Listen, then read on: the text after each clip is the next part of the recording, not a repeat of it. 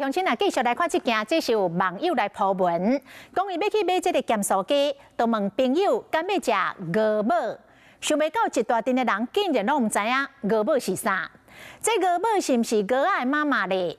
鹅母就是华语的牛蒡，甲这个鹅仔一点仔关系都无。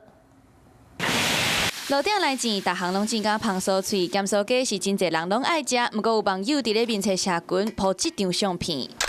菜单顶悬有一种叫做五母的物件，互真侪网友是三无长。问讲这敢讲是五因老母？到底五母是啥？来，互内行的讲互你知。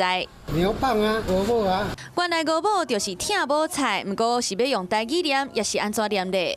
五母啊，五母啊。 有人念牛母，有人念五母，毋过其实拢是疼母菜，而且嘛毋那是咸酥鸡，家己嘛有真特别的煎五母。爱煎哦，迄口味又出来。这味就叫做五母煎，除了这以外，佫有两项煎路，一个叫做喜相逢。喜相逢就是六月鱼啊。其实就是麦粉摕去煎的是什么？另外一种叫做鸡丸。鸡丸的话，旗鱼丸。其实就是鸡鱼丸，大家拢真熟的物件，毋过台语的念法是真新奇。 Hello， 我是蒋欣梅。想要抢先掌握最及时的新闻资讯吗？赶快订阅、按赞、开启小铃铛，锁定华视新闻 YouTube 频道。